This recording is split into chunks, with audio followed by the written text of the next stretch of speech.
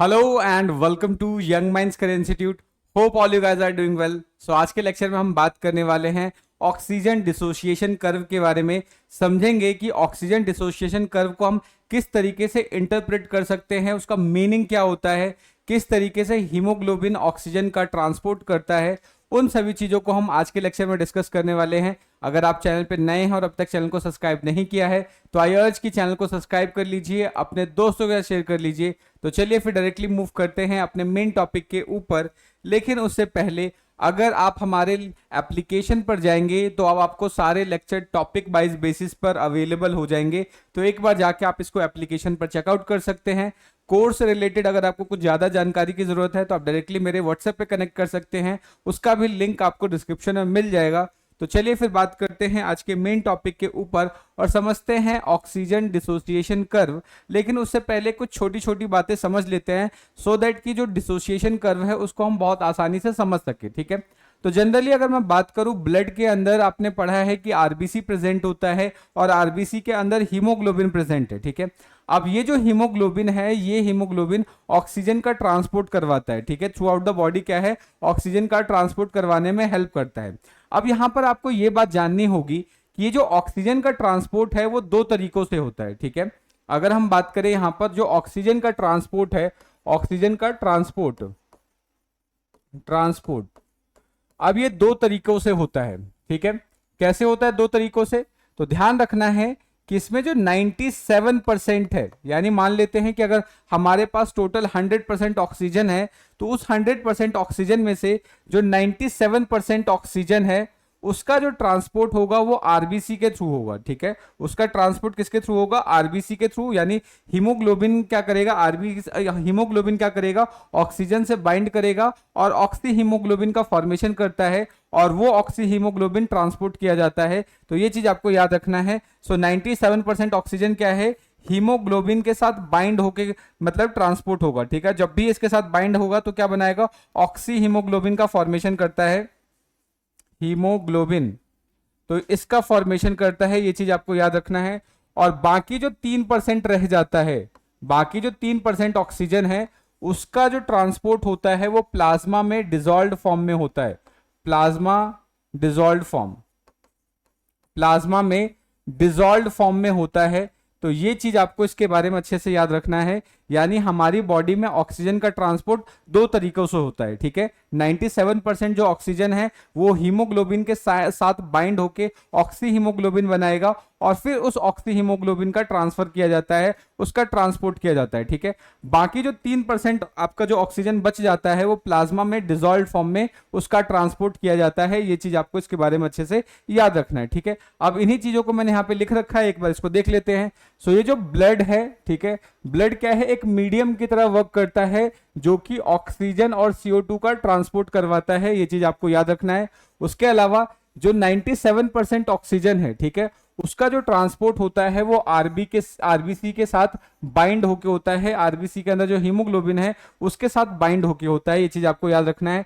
बाकी जो रिमेनिंग 3% है उसको क्या है, प्लाज्मा में डिजॉल्व्ड स्टेट की फॉर्म में उसका ट्रांसपोर्ट किया जाता है। तो ये चीज आप इसके बारे में अच्छे से याद रखेंगे। ठीक है, सेम एज अगर हम बात करें कार्बन डाइऑक्साइड की, कि कार्बन डाइऑक्साइड का ट्रांसपोर्ट कैसे होता है, तो कार्बन डाइऑक्साइड का अगर ट्रांसपोर्ट की हम बात करें तो यहां पर ये बिल्कुल ऑक्सीजन से अपोजिट, बेसिकली आप बोल सकते हो बिल्कुल ऑक्सीजन के अपोजिट होता है। ठीक है, कैसे कि यहां पर आप देखोगे कि जो 20 से 25% CO2 है उसका जो ट्रांसपोर्ट है वो आरबीसी के साथ होता है। यानी आरबीसी के अंदर जो हीमोग्लोबिन है उसके साथ बाइंड होके होगा और बाकी जो 70% आपका रह जाता है, 70% किसके साथ होगा, वो एज अ बाइकार्बोनेट फॉर्म में होगा। ये चीज आपको याद रखना है। और बाकी जो बचा कुचा रह जाता है 7%, वो CO2 क्या है, आप देखोगे प्लाज्मा में डिजॉल्व्ड स्टेट में ट्रांसफर होगा।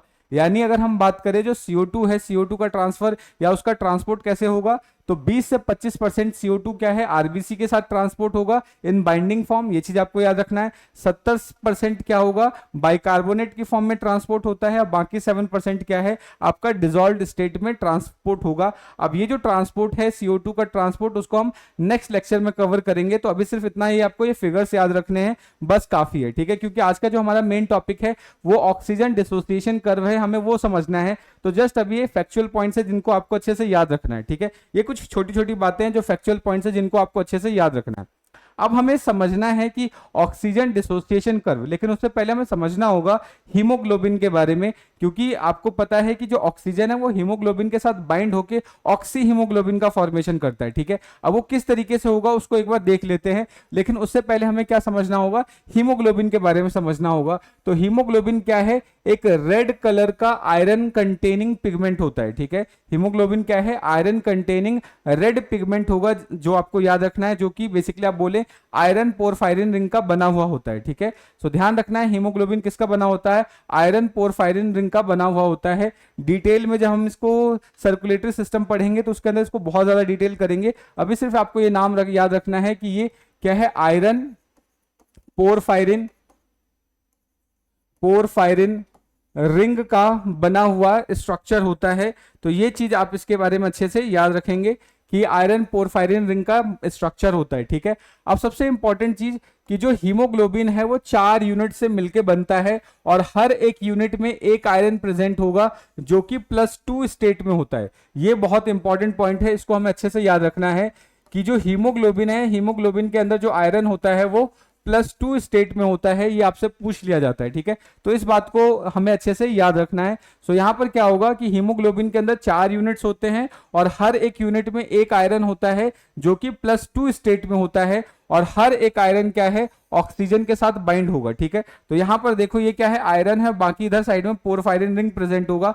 तो हर एक यूनिट के अंदर एक आयरन होगा +2 स्टेट में, और ये आयरन क्या करता है, ऑक्सीजन से बाइंड करता है। तो ऑब्वियस सी बात है 4 यूनिट है तो 4 आयरन होगा। अब यहां पर क्या है, चारों आयरन क्या है, एक एक ऑक्सीजन से बाइंड करेगा। तो हम बोल सकते हैं कि कंप्लीट एक हीमोग्लोबिन क्या है, 4 ऑक्सीजन मॉलिक्यूल को कैरी करता है, ठीक है। तो आपको ध्यान रखना है कि जो एक हीमोग्लोबिन है, ठीक है, वो 4 मॉलिक्यूल ऑफ ऑक्सीजन को कैरी करता है। 4 मॉलिक्यूल, या फिर आप बोल सकते हो 8 एटम ऑफ ऑक्सीजन, ठीक है। तो ये चीज आपको याद रखना है कि एक हीमोग्लोबिन क्या करता है, 4 मॉलिक्यूल ऑफ ऑक्सीजन का ट्रांसपोर्ट करवाता है, या फिर आप 8 एटम बोल सकते हो कि 8 एटम ऑक्सीजन के ये ट्रांसपोर्ट करवाता है, ठीक है। तो ये चीज आपको इसके बारे में अच्छे से याद रखना है, ठीक है। अब हमें समझना होगा यहां पर ये क्या है, एक फैक्चुअल पॉइंट है जिसको हमें याद रखना होगा। ये पूरा का पूरा फैक्चुअल है। फैक्चुअल क्या पॉइंट है कि अगर सपोज करो कि मेरे पास 1 ग्राम हीमोग्लोबिन है, ठीक है, तो 1 ग्राम हीमोग्लोबिन 1.34 ml ऑक्सीजन का ट्रांसपोर्ट करवाता है। ये चीज आपको याद रखना है। सेम एज अगर मेरे पास 100 ml ब्लड है, अगर मैंने 100 ml ब्लड लिया है तो उस 100 ml ब्लड के अंदर लगभग 15 ग्राम हीमोग्लोबिन प्रेजेंट होता है, और 15 ग्राम हीमोग्लोबिन को अगर मल्टीप्लाई कर दे 1.34 से, तो हमें पता चल जाएगा कि जो 100 ml ब्लड है उस 100 ml ब्लड में लगभग 20 ml ऑक्सीजन को ट्रांसपोर्ट करवाता है। तो ये चीज आपको याद रखना है कि 100 ml ब्लड 20 ml ऑक्सीजन का ट्रांसपोर्ट करवाता है। अब वो कैसे, तो उसका ये कैलकुलेशन है कि 100 ml में 15 ग्राम क्या होगा हीमोग्लोबिन, और 1 ग्राम हीमोग्लोबिन 1.34 ml को ट्रांसपोर्ट करवाता है। तो जब हम इसको 15 और 1.34 को मल्टीप्लाई करेंगे तो अप्रॉक्स से क्या आ जाता है, 20 ml आ जाता है। तो हमें ये पॉइंट आपको अच्छे से याद रखना है, ठीक है।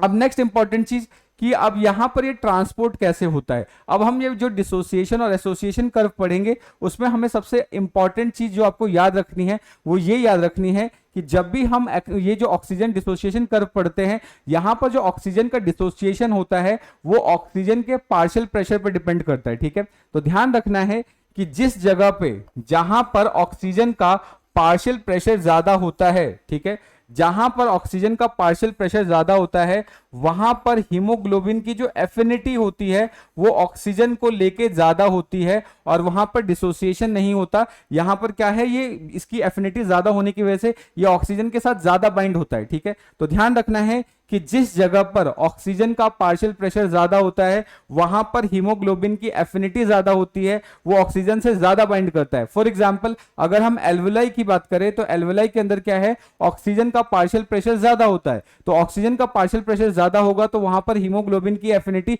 ज्यादा होगी, वो जो ऑक्सीजन के साथ ज्यादा से ज्यादा बाइंड करेगा। ठीक है, तो ये चीज आपको याद रखना है। सेम एज अगर ऑक्सीजन की पार्शियल प्रेशर में कमी आ जाती है या ऑक्सीजन का पार्शियल प्रेशर कम होता है, ठीक है, तो ध्यान रखना है ऑक्सीजन के पार्शियल प्रेशर कम होते ही हीमोग्लोबिन की जो एफिनिटी है टुवर्ड ऑक्सीजन वो क्या हो जाएगा, कम हो जाएगा, और जैसे ही कम होगा वैसे ही यहां पर डिसोसिएशन होना स्टार्ट हो जाता है।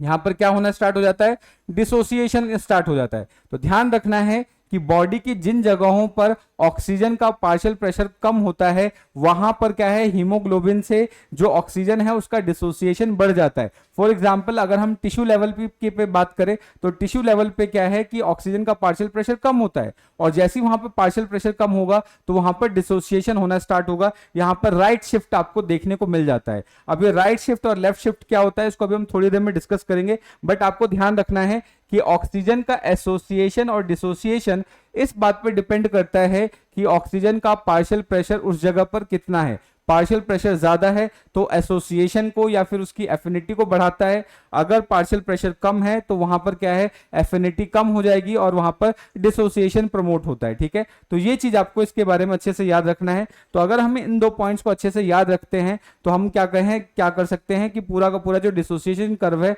उसको आसानी से समझ सकते हैं। ठीक है, आई होप आपको यहां तक की चीजें अच्छे से समझ में आ गई होंगी। अगर फिर भी कोई डाउट बन रहा है, कोई सजेशन है तो आप कमेंट करके बता सकते हैं। अब हम क्या करेंगे, अब डिसोसिएशन कर्व को बहुत अच्छे से डिटेल करेंगे। ठीक है, लेकिन उससे पहले एक चीज और ध्यान रखना है कि जब हीमोग्लोबिन ऑक्सीजन से बाइंड करता है तब ध्यान रखना है कि ऑक्सीजन हीमोग्लोबिन को ऑक्सीडाइज नहीं करता, वो सिर्फ और सिर्फ एक एडिशन प्रोडक्ट बनाता है, एक ऑक्सीजनेशन प्रोडक्ट बनाता है जिसको हम क्या बोलते हैं, ऑक्सी हीमोग्लोबिन बनाते हैं। तो ध्यान रखना है कि ऑक्सीजन हीमोग्लोबिन को ऑक्सीडाइज नहीं करता, वो सिर्फ और सिर्फ ऑक्सी हीमोग्लोबिन का फॉर्मेशन करता है, और ऑक्सी हीमोग्लोबिन का फॉर्मेशन होना एक ऑक्सीजनेशन का प्रोसेस है, यानी एडिशन ऑफ ऑक्सीजन का प्रोसेस है। यहां पर ये इसको ऑक्सीडाइज नहीं करेगा, ये चीज आपको याद रखना है। ठीक है, उसके अलावा ऑक्सीजन का जो बाइंडिंग पैटर्न है वो इस बात पे डिपेंड करेगा कि उस जगह पर जो कार्बन डाइऑक्साइड है उसका पार्शियल प्रेशर कितना होगा, हाइड्रोजन आयन का कंसंट्रेशन कितना होगा, टेम्परेचर कितना होगा, इन सब चीजों पे ऑक्सीजन का जो बाइंडिंग कर्व है वो डिपेंड करता है। ये चीज आपको याद रखना है। ठीक है, अगर हम ऑक्सीजन और हीमोग्लोबिन के कर्व के बारे में बात करें तो ये कुछ बातों पे डिपेंड करता है। ठीक है, अब ये कुछ बातें क्या हो सकती हैं, सबसे इंपॉर्टेंट चीज कि ऑक्सीजन का पार्शियल प्रेशर, ऑक्सीजन का पार्शियल प्रेशर जिन जगहों पे ज्यादा होगा उन जगहों पे हीमोग्लोबिन की एफिनिटी ज्यादा होगी। ठीक है, पहली चीज। उसके अलावा कार्बन डाइऑक्साइड का पार्शियल प्रेशर, अगर जिन जगहों पे कार्बन डाइऑक्साइड का जो पार्शियल प्रेशर ज्यादा होता है उस जगहों पे डिसोसिएशन प्रमोट होता है, टेम्परेचर ज्यादा होगा तो भी डिसोसिएशन प्रमोट होगा। ठीक है, उसके अलावा एच आयन कंसंट्रेशन ज्यादा है तो भी डिसोसिएशन प्रमोट होता है। तो इन चीजों को आपको अच्छे से याद रखना है। अब हम क्या करेंगे, सबसे पहले अब ये जो पूरा का पूरा जो डिसोसिएशन कर्व है उसको अच्छे से समझेंगे। जो चीज अभी मैंने बताया है वही चीज यहां पर लिखी है मैंने। ठीक है, तो चलिए फिर स्टार्ट करते हैं और समझते हैं ऑक्सीजन डिसोसिएशन कर्व के बारे में। ठीक है, अब यहां पर ये जो कर्व देख रहे हो इसके अंदर आपको तीन कर्व देखने को मिल रहा है। एक आप देख रहे हो ब्लू कलर का, रेड कलर का और ग्रीन कलर का। ठीक है, अब हम इन तीनों कर्व को यहां पर समझेंगे, लेकिन सबसे पहले समझेंगे यहां पर ब्लू कर्व को। ठीक है, लेकिन उससे पहले समझते हैं कि ऑक्सीजन डिसोसिएशन कर्व होता क्या है। ठीक है, तो अगर हम ऑक्सीजन डिसोसिएशन कर्व की बात करें तो ये क्या है, ऑक्सीजन सैचुरेशन और ऑक्सीजन के पार्शियल प्रेशर के बीच में बनने वाला एक कर्व है, एक ग्राफ है। ठीक है, तो एक चीज आपको याद रखना है, ये क्या है, ऑक्सीजन सैचुरेशन या हीमोग्लोबिन सैचुरेशन और ऑक्सीजन के पार्शियल प्रेशर के बीच में बनने वाले ग्राफ को ही हम क्या बोलते हैं, ऑक्सीजन डिसोसिएशन कर्व बोलते हैं। ठीक है, तो सबसे पहले आप यहां पर ध्यान देना है, सबसे पहले आपको इस ब्लू लाइन पे फोकस करना है। अब ये ब्लू लाइन कर्व हमें क्या बताता है, ठीक है, ब्लू लाइन कर्व हमें नॉर्मल कंडीशन पे बताता है। फॉर एग्जांपल इस समय मैं वीडियो रिकॉर्ड कर रहा हूं तो ये मेरी डेली एक्टिविटी है, मेरी नॉर्मल एक्टिविटी है। ठीक है, तो ये समय क्या है, ये नॉर्मल एक्टिविटी का कर्व है। अब ये नॉर्मल एक्टिविटी का कर्व हमें क्या बताता है, ठीक है, तो सबसे पहले अगर हम मान के चलते हैं एल्वेलाई वाले रीजन से, ठीक है, तो ध्यान रखना है कि अभी हम इस पर्टिकुलर ये जो ब्लू कलर वाला कर्व है इसको कवर कर रहे हैं, और इस ब्लू वाले कर्व को हम क्या बोलते हैं, नॉर्मल कर्व बोलते हैं। ठीक है, अब इस केस में होगा क्या, मेरी बॉडी अपनी नॉर्मल एक्टिविटी परफॉर्म कर रही है। ठीक है, तो हम ऐसा मान के चलते हैं कि जो ऑक्सीजन है उसका पार्शियल प्रेशर 100 है। ठीक है, ऑक्सीजन का पार्शियल प्रेशर कितना है, 100 mm ऑफ Hg है। ये चीज आपको याद रखना है। जब ऑक्सीजन का partial pressure 100 mm of Hg होगा तो ये सिचुएशन आपको कहां देखने को मिलेगी, एल्वेलाई के अंदर देखने को मिल जाएगी। ये कहां देखने को मिलेगी सिचुएशन, एल्वेलाई के अंदर देखने को मिलेगी, क्योंकि एल्वेलाई के अंदर ऑक्सीजन का पार्शियल प्रेशर मैक्सिमम होता है, ऑलमोस्ट 100% होता है। ठीक है, तो यहां पर 100 mm ऑफ Hg क्या है, पार्शियल प्रेशर है। तो इस केस में हम देखेंगे कि 100 mm ऑफ Hg पर यहां पर इस कर्व को, यहां पर ब्लू लाइन को आप ध्यान से देखें तो हम देखेंगे कि जो मैक्सिमम हीमोग्लोबिन है वो पूरा का पूरा सैचुरेटेड है। ठीक है, तो अगर मैं यहां पर इसको इस तरीके से ड्रॉ करूं लाइन को, तो हम पाएंगे कि 100 mm ऑफ Hg के पार्शियल प्रेशर पे जो हीमोग्लोबिन सैचुरेशन है ऑलमोस्ट अराउंड 100% है, बट ये 100% होता नहीं है, 97% ही होता है। ये चीज आपको याद रखना है, लेकिन हम इसको ऑलमोस्ट 100% मान सकते हैं। यानी जब ऑक्सीजन का पार्शियल प्रेशर ज्यादा होगा, यानी एल्वेलाई के अंदर जब ऑक्सीजन का पार्शियल प्रेशर ज्यादा होगा तो उस केस में क्या होता है, जो आपकी एफिनिटी होती है हीमोग्लोबिन की, वो एफिनिटी क्या होती है, ज्यादा होती है। वो हीमोग्लोबिन क्या करेगा, ऑक्सीजन के साथ बहुत अच्छे से बाइंड करेगा, उसको रिलीज नहीं करेगा। उस समय क्या है कि हर एक हीमोग्लोबिन मॉलिक्यूल क्या है, वो सिंपल ऑक्सीजन के साथ अटैच्ड होगा। यानी यहां पर क्या है कि मैक्सिमम हीमोग्लोबिन क्या है, ऑक्सीजन से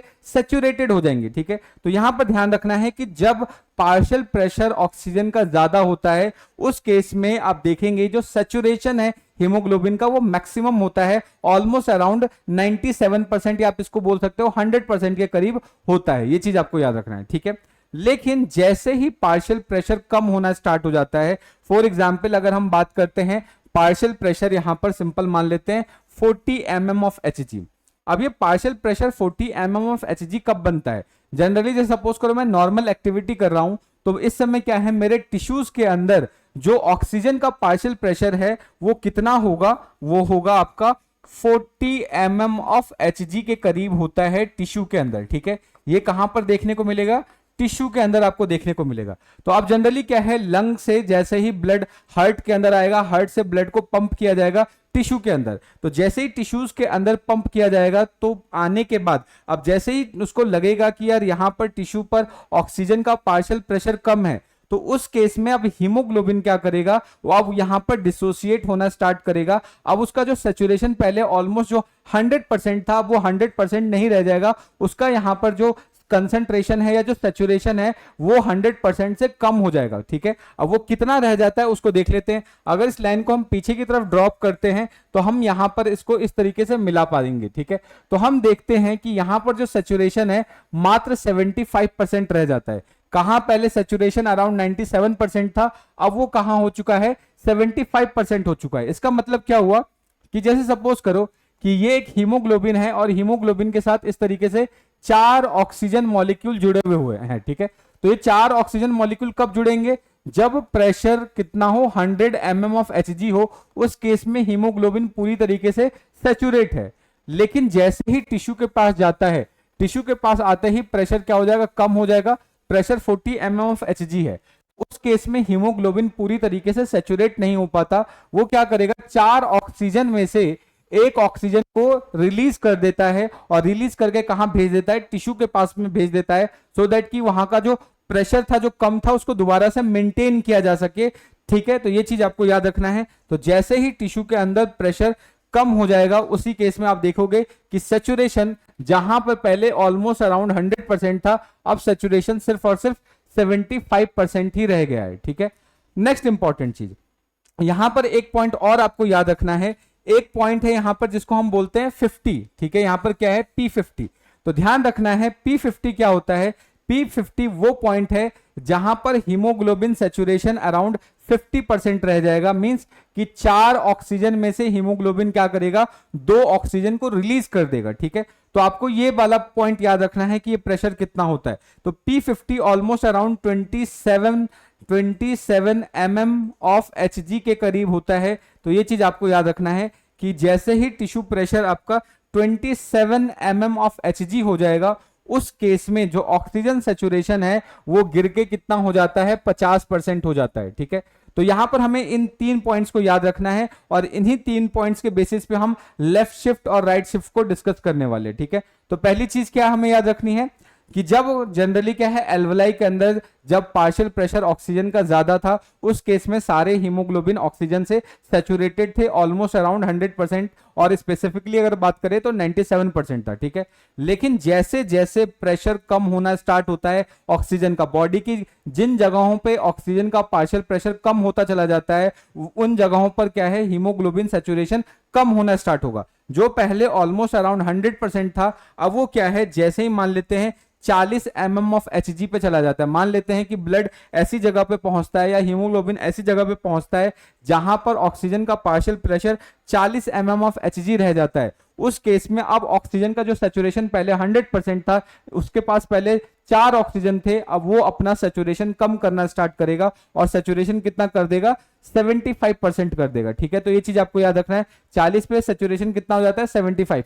अगर सपोज करो और प्रेशर गिरता है, अगर ऑक्सीजन का प्रेशर और ज्यादा गिरता है, मान लेते हैं बॉडी के जगह, बॉडी में कुछ ऐसी जगहों पे होती है जहां पर ऑक्सीजन का पार्शियल प्रेशर और कम हो गया, मान लेते हैं 27 mm ऑफ Hg है। ठीक है, तो उस केस में जो सैचुरेशन था हीमोग्लोबिन का वो और कम हो जाएगा और वो कितना हो जाएगा, 50% हो जाएगा। ठीक है, तो ध्यान रखना है 50% सैचुरेशन आपको 27 mm ऑफ Hg पर देखने को मिलता है। ठीक है, तो ये तो था हमारा नॉर्मल कंडीशन में। ठीक है, अब हम बात करते हैं राइट शिफ्ट। अब ये राइट शिफ्ट क्या होता है, इसको समझने की कोशिश करते हैं।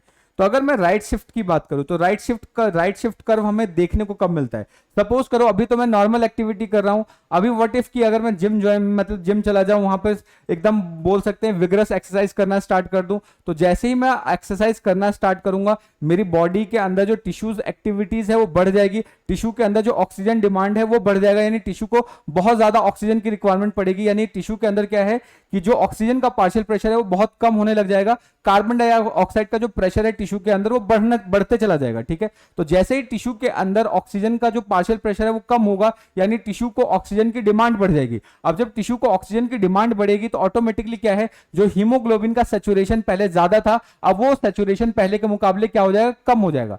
तो आपको ध्यान रखना है कि ये जो रेड लाइन है, ये जो रेड वाला कर्व है, ये हमें राइट शिफ्ट को बताता है। ठीक है, राइट शिफ्ट कब होता है बॉडी के अंदर, उसको समझते हैं। सबसे पहली चीज कि पीएच बॉडी का कम हो जाए, जैसी बॉडी के अंदर जो पीएच है वो कम हो जाए, यानी बॉडी बेसिकली एसिडिक नेचर की होने स्टार्ट हो जाए, या बोल सकते हैं कि जो एच आयन है इसकी कंसंट्रेशन बढ़ जाए, तो उस केस में क्या है, हमें राइट शिफ्ट देखने को मिलता है। उसके अलावा मान लेते हैं बॉडी का टेम्परेचर इंक्रीज होने लग जाए, उस केस में भी राइट शिफ्ट होता है। उसके अलावा CO2 की जो कंसंट्रेशन है जिसको हम हाइपर कैप्निया बोलते हैं, उस केस में भी क्या होगा कि यहां पर आपको डिसोसिएशन ही देखने को मिलेगा। नेक्स्ट क्या है, 2,3 BPG की वजह से, जिसको हम बोहर इफेक्ट बोलते हैं, वो भी यहां पर इसकी वजह से भी आपको राइट शिफ्ट देखने को मिलता है। तो ध्यान रखना है, राइट शिफ्ट का मतलब होता है, राइट शिफ्ट का सिंपल मतलब है कि जो एफिनिटी है हीमोग्लोबिन की वो कम हो जाती है। ठीक है, तो ध्यान रखना है, यहां पे क्या होता है, low affinity of haemoglobin toward oxygen, यानी इस केस में क्या है, जो हीमोग्लोबिन है वो ऑक्सीजन को पसंद नहीं करता अपने पास रखना, वो कहता भैया तू मेरे पास से निकल के उन जगहों पे जा जहां पर ऑक्सीजन की कमी है। ठीक है, तो अब इसमें होगा क्या, इसमें हम क्या देख रहे हैं, इसको ध्यान देंगे। तो ध्यान रखना है, ये जो राइट शिफ्ट आप देख रहे हो, राइट शिफ्ट आपको तब देखने को मिलेगा जब बॉडी विग्रस, बोल सकते हैं विग्रस एक्सरसाइज की कंडीशन में है, या बोल सकते हैं बॉडी की जो मेटाबॉलिक एक्टिविटी है बहुत ज्यादा बढ़ जाती है, उस केस में आपको राइट शिफ्ट देखने को मिलता है। ठीक है, अब जब राइट शिफ्ट हो रहा है यानी बॉडी की ऑक्सीजन डिमांड बढ़ चुकी है। ठीक है, तो जैसे ही बॉडी की ऑक्सीजन डिमांड बढ़ेगी, उस केस में अगर हम बात करें तो मान लेते हैं टिश्यू लेवल पे इसका जब partial pressure 40 mm of Hg है। ठीक है, तो जैसे ही 40 mm ऑफ Hg है, तो अगर मैं इस ग्राफ को इस कंडीशन में देखूं राइट साइड में, तो ध्यान रखना है नॉर्मल कंडीशन में 40 mm ऑफ Hg में जो ऑक्सीजन सैचुरेशन था वो कितना था, 75 था, वो कितना था, 75 था। लेकिन अगर हम बात करें सिंपल सा राइट शिफ्ट में, तो राइट शिफ्ट में अगर हम देखें तो 40 mm ऑफ Hg में जो इसका जो सैचुरेशन है और पहले के मुकाबले कम होके सिर्फ और सिर्फ 50% रह जाता है। ये चीज आपको याद रखना है। तो अभी हमने क्या समझा, मे भी हो सकता है थोड़ा सा कंफ्यूजिंग लगे, इसको मैं थोड़ा सा आपको क्लियर कर देता हूं। मान लेते हैं बॉडी अभी मेरी नॉर्मल एक्टिविटी कर रही है, ठीक है, तो नॉर्मल एक्टिविटी कर रही है तो उस समय मेरे टिश्यू लेवल पे जो ऑक्सीजन का पार्शियल प्रेशर है वो 40 mm ऑफ Hg है। उस केस में क्या है, नॉर्मल एक्टिविटी के केस में मेरे टिश्यूज को ज्यादा ऑक्सीजन की जरूरत नहीं है, तो उस केस में क्या है, कम ऑक्सीजन चाहिए उसको। तो जब कम ऑक्सीजन चाहिए तो क्या है, हीमोग्लोबिन कम ऑक्सीजन ट्रांसफर करेगा, तो उस केस में क्या है, सैचुरेशन 75% होगी। यानी जब मेरी बॉडी मतलब कि किसी भी विग्रस एक्सरसाइज को नहीं कर रही थी, उस केस में क्या है, ऑक्सीजन कम चाहिए, तो उस समय क्या होगा, सैचुरेशन ज्यादा होगा। तो सैचुरेशन कितना हो गया, 75%। लेकिन सडनली मैंने एक्टिविटीज करना स्टार्ट किया, मैंने एक्सरसाइज करना स्टार्ट किया, मेरे बॉडी को ऑक्सीजन की डिमांड बढ़ गई, ठीक है। अब जब डिमांड बढ़ गई तो हीमोग्लोबिन अपने पास ऑक्सीजन थोड़ी रखेगा, वो चाहेगा कि जब जहां पर ऑक्सीजन की रिक्वायरमेंट है ऑक्सीजन को उसके पास दिया जाए। तो जब हीमोग्लोबिन से ऑक्सीजन निकल के उस पर्टिकुलर पार्ट के पास जाएगा तो हीमोग्लोबिन का सैचुरेशन क्या हो जाएगा, पहले के मुकाबले कम हो जाएगा। तो ध्यान रखना है, जहां पर नॉर्मल एक्टिविटी के केस में जब 40 mm ऑफ Hg प्रेशर था तब सैचुरेशन 75% था, लेकिन वही अगर हम विगरस एक्सरसाइज कर रहे हैं उस केस में क्या होगा, 40 mm ऑफ Hg पर जो अब यहां पे सैचुरेशन है, पहले 75% था, अब वो सिर्फ और सिर्फ 50% ही रह जाएगा, क्योंकि टिश्यू की ऑक्सीजन डिमांड बढ़ चुकी है, इसलिए हीमोग्लोबिन को क्या है, और ज्यादा ऑक्सीजन रिलीज करना पड़ेगा। तो ध्यान रखना है। तो राइट शिफ्ट में क्या होगा कि 40 mm ऑफ Hg में सैचुरेशन कितना रह जाता है, सिर्फ और सिर्फ 50% रह जाता है। ये चीज आपको याद रखना है, ठीक है। तो ये चीज आप इसके बारे में याद रखेंगे। नेक्स्ट अगर हम यहां पे बात करते हैं लेफ्ट शिफ्ट की, तो लेफ्ट शिफ्ट, ये जो ग्रीन वाली लाइन है ये आपको लेफ्ट शिफ्ट को रिप्रेजेंट करता है, ठीक है। अब लेफ्ट शिफ्ट में क्या होता है इसको एक बार देख लेते हैं। तो अगर मैं लेफ्ट शिफ्ट की बात करूं यहां पर, तो लेफ्ट शिफ्ट में मुझे क्या क्या स्ट्रक्चर्स देखने को मिलते हैं। तो ध्यान रखना है, लेफ्ट शिफ्ट आपको तब देखने को मिलता है जब पीएच क्या हो, बॉडी का बढ़ने लग जाए, बॉडी बेसिकली बेसिक नेचर का होना स्टार्ट हो जाए, टेम्परेचर कम हो जाए, CO2 की कंसंट्रेशन कम हो जाए बॉडी में, 2,3 BPG की कंसंट्रेशन कम हो जाए, या फिर फीटल हीमोग्लोबिन के केसेस में हो गया। इन केसेस में हमें लेफ्ट शिफ्ट देखने को मिलता है। लेफ्ट शिफ्ट का सिंपल मतलब है कि आपकी बॉडी बिल्कुल रेस्टिंग स्टेज में है, मेटाबॉलिक एक्टिविटी बिल्कुल बहुत ही ज्यादा लो हो गई है बॉडी की, यानी मान लेते हैं हम रेस्ट कर रहे हैं, सो रहे हैं, उस कंडीशन में हमें इस तरीके से लेफ्ट शिफ्ट देखने को मिलता है, ठीक है। अब लेफ्ट शिफ्ट जब देखने को मिलेगा तो यहां पर जो सैचुरेशन है पहले के मुकाबले या नॉर्मल कंडीशन के अकॉर्डिंग भी क्या होगा, ज्यादा हो जाएगा, क्योंकि बॉडी अभी इस समय कोई काम ही नहीं कर रही है, कोई मेटाबॉलिक एक्टिविटी ही नहीं परफॉर्म कर रही है। तो जब वो कोई एक्टिविटी ही नहीं परफॉर्म करेगी तो ऑक्सीजन सैचुरेशन क्या होना चाहिए, पहले के मुकाबले ज्यादा होना चाहिए।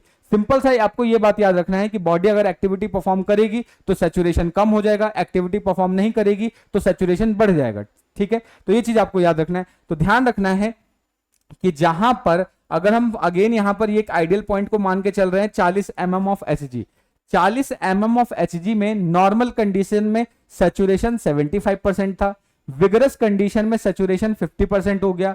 अब मान लेते हैं कि हम कोई भी एक्टिविटी नहीं कर रही, बॉडी हमारी रेस्ट पर है, तो उस कंडीशन में अगर हम यहां पर चेक करते हैं कि सैचुरेशन कितना है, तो वो ऑलमोस्ट अराउंड 90% चला जाता है, ठीक है। ऑलमोस्ट अराउंड कितना चला जाएगा, 90% चला जाएगा, ये ध्यान रखना है। और अगर हम जब हम रेस्ट कंडीशन में होते हैं उस कंडीशन में अगर मुझे 50% अचीव करना है तो 50% अराउंड 15 mm ऑफ Hg पे पहुंच जाता है। तो ध्यान रखना है, ये कर्व थोड़ा सा नीचे ऊपर हो गया है, तो आपको याद रखना है 15 mm ऑफ Hg में 50% अचीव होता है, यानी बहुत कम पार्शियल प्रेशर होगा तब जाके हम अचीव कर पाएंगे इसको, ठीक है। तो ये चीज आपको इसके बारे में याद रखना है, लेफ्ट शिफ्ट और राइट शिफ्ट कब होगा। यहां पर ये सारी कंडीशंस दे रखी हैं और इधर की साइड ये क्या है, राइट शिफ्ट की कंडीशन दे रखी है। तो एक बार मैं इसको सम अप कर देता हूं। तो यहां पर ऑक्सीजन डिसोसिएशन कर्व हमें क्या बताता है, ऑक्सीजन डिसोसिएशन कर्व हमें बताता है कि जब हमारी बॉडी कोई एक्टिविटी करती है तो उस केस में हीमोग्लोबिन सैचुरेशन किस तरीके से कम हो रहा होता है या बढ़ रहा होता है, ठीक है। नॉर्मल कंडीशन में जब बॉडी के टिश्यू लेवल पे ऑक्सीजन का partial pressure 40 mm of Hg होता है तो उस कंडीशन में जो सैचुरेशन होता है हीमोग्लोबिन का वो 75% होता है। लेकिन जैसे ही हम विगरस एक्सरसाइज करते हैं तो 40 mm ऑफ Hg का जो पार्शियल प्रेशर है उस कंडीशन में जो सैचुरेशन है वो 75 से घट के कितना रह जाता है, 50%। सेम एज अगर हम कोई भी एक्टिविटी नहीं करते हैं तो उस केस में 40 mm ऑफ Hg के पार्शियल प्रेशर पे जो सैचुरेशन है वो 75 से बढ़ के 90% के करीब हो जाता है। ये चीज आपको याद रखना है, ठीक है। तो ये चीज हमें ये पूरा का पूरा कर्व बताता है और ये कर्व ध्यान रखना है कि जो डिसोसिएशन कर्व है ये सिग्मोइड नेचर का होता है, एस शेप का कर्व होता है। तो ये जो डायग्राम आप देख रहे हो एस शेप का है, यहाँ पर ये सारे पॉइंट्स को मैंने मेंशन कर दिया जो मैंने आपको बताया है। तो एक बार इस एप्लीकेशन से इस पूरे पीडीएफ को आप डाउनलोड करके ये सारी चीजें पढ़ सकते हो, ठीक है। नेक्स्ट, अब यहाँ पर ये जो सारी चीजें मैंने बोली है उनको लिख रखा है। तो ये जो ग्राफ होता है या ऑक्सीजन डिसोसिएशन का, वो क्या है कि अगर ग्राफ को हम ऑक्सीजन कंसंट्रेशन और परसेंटेज सैचुरेशन के बीच में बनाएं तो उसको हम डिसोसिएशन कर्व बोलते हैं, ठीक है। और ये जो कर्व है सिग्मोइड टाइप का होता है, एस शेप का होता है, ये चीज आपको याद रखना है। और ये जो कर्व है हमें बेसिकली बताता है बाइंडिंग कैपेसिटी के बारे में बताता है, ठीक है। और नेक्स्ट इंपॉर्टेंट चीज कि अगर सपोज करो CO2 की कंसंट्रेशन या इसका पार्शियल प्रेशर, H आयंस की कंसंट्रेशन, उसके अलावा टेम्परेचर, अगर ये सारी चीजें बढ़ती है या घटती है तो ये एसोसिएशन और डिसोसिएशन को इंपैक्ट करती है। ये चीज आपको याद रखना है, ठीक है। तो ध्यान रखना है, अगर ग्राफ लेफ्ट साइड की तरफ शिफ्ट हो रहा है इसका मतलब क्या है कि हीमोग्लोबिन का ऑक्सीजन के साथ एफिनिटी बढ़ जाता है, यानी यहां पर एफिनिटी बढ़ जाएगा, यानी जो हीमोग्लोबिन है ऑक्सीजन रिलीज ही नहीं करेगा क्योंकि टिश्यू को जरूरत ही नहीं है, क्योंकि टिश्यू क्या है, रेस्ट स्टेज पे, ठीक है। लेकिन अगर वही हम राइट शिफ्ट की बात करें तो इस केस में क्या है, हीमोग्लोबिन की जो ऑक्सीजन के करीब जो एफिनिटी है वो कम हो जाती है, क्योंकि बॉडी क्या है, विग्रस एक्सरसाइज कर रहा है तो उसको क्या है, ऑक्सीजन की रिक्वायरमेंट है। तो अगर इसकी एफिनिटी यहाँ पे बढ़ेगी तो वो ऑक्सीजन रिलीज ही नहीं कर पाएगा, इसलिए यहाँ पर क्या है, इसकी एफिनिटी कम हो जाती है, वो आसानी से ऑक्सीजन को रिलीज कर पाता है, ठीक है। तो ये चीज आपको याद रखना है। तो यही चीजें हमें सारी बताती है, ठीक है। यहाँ पर कुछ कंडीशंस है जैसे कि लो ऑक्सीजन कंसंट्रेशन हो गया, हाई CO2 कंसंट्रेशन या उसका पार्शियल प्रेशर हो गया, या हाई कंसंट्रेशन हो गया, लो pH हो गया, हायर टेम्परेचर हो गया, ये सारी की सारी चीजें क्या है, ऑक्सीजन के डिसोसिएशन या फिर बोल सकते हैं हीमोग्लोबिन की एफिनिटी को कम कर देता है। ये चीज आपको इसके बारे में अच्छे से याद रखना है, ठीक है। और राइट शिफ्ट के केस में जस्ट उसका रिवर्स होगा। तो ये सारी चीजें आपको इसके बारे में अच्छे से याद रखना है, ठीक है। सो आई होप आपको सारी चीज अच्छे से समझ में आ गई होंगी। अगर फिर भी कोई डाउट बन रहा है, कोई सजेशन है तो आप कमेंट करके पूछ सकते हैं। मिलते हैं नेक्स्ट वीडियो में, तब तक के लिए जय हिंद दोस्तों, थैंक यू।